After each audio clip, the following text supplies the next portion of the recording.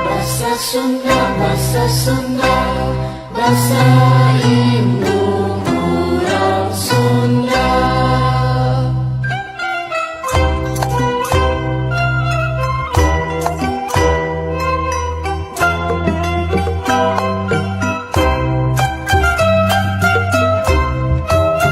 Sapopoe kadelani sasaurang bahasa Sunda, kaindung jeung kabapa, kalancek jeung kaadi, sing tarapi bari hademudi. Bahasa Sunda, bahasa Sunda, bahasa indung urang Sunda.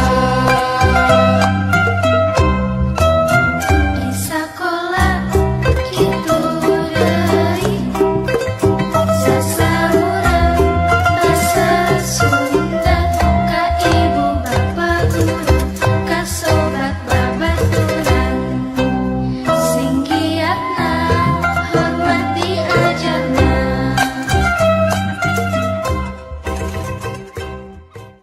Kamari hidup parantos diajar aksara suara atau vokal dina aksara Sunda. Oge parantos wanoh karena aksara ngalagena.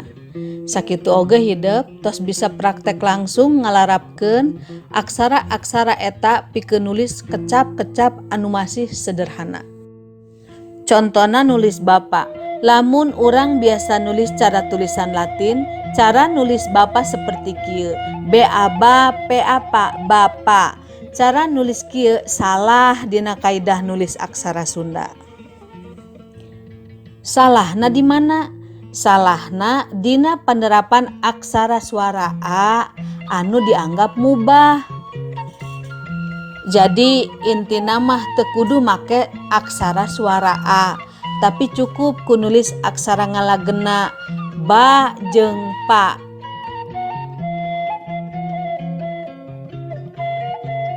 Eta anu leres.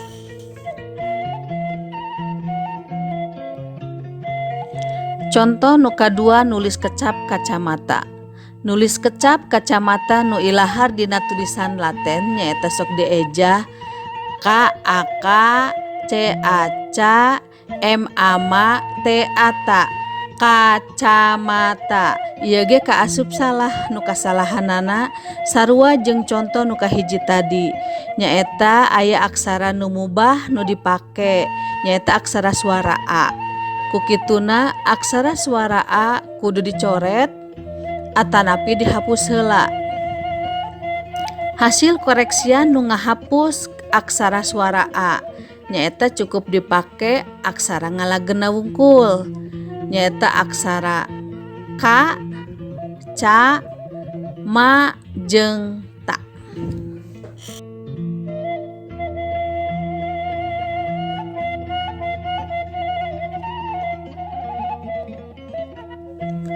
Nah, atuh kumaha cara ngagunakeun aksara suara pami kitu mah? Aya contoh sederhana bentuk pengaplikasian aksara suara. Misal dina kecap ana.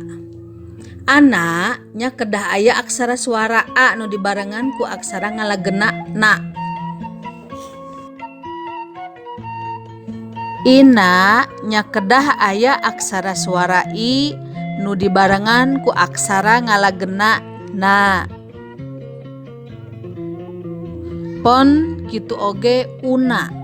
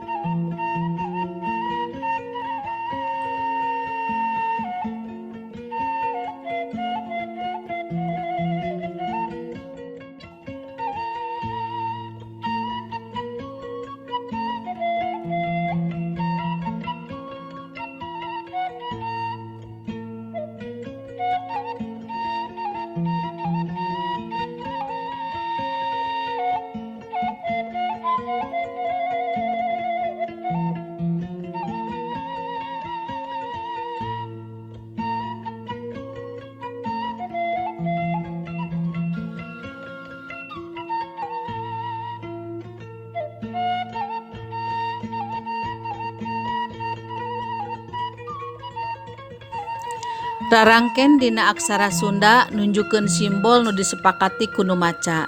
Mere komunikasi nonverbal yen rarangken eta bisa ngarubah sora tungtung dina aksara ngalagena. Misalkeun na jadi ni atawa jadi nu, ne, no jeung sajabana. Rarangken aksara Sunda ditulis dumasar kana tempat cicingna aksara dasar.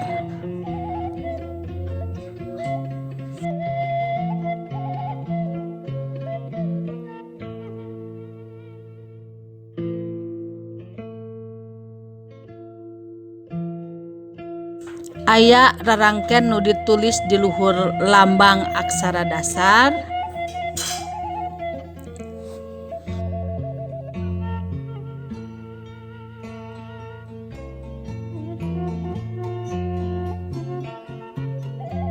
Aya rarangken nu ditulis di handapeun lambang aksara.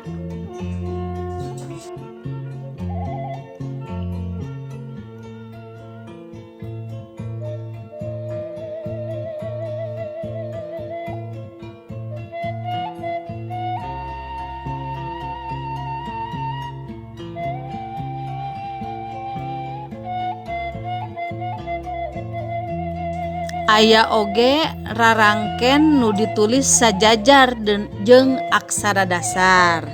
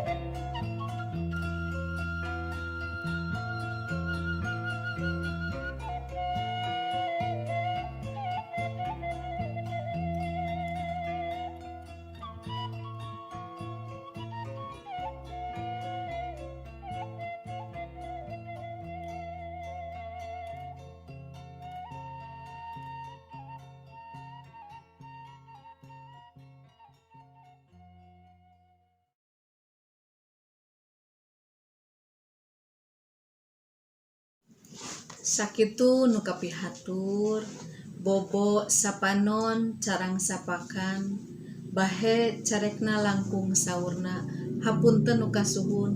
Wassalamualaikum warahmatullahi wabarakatuh. Sampurasun.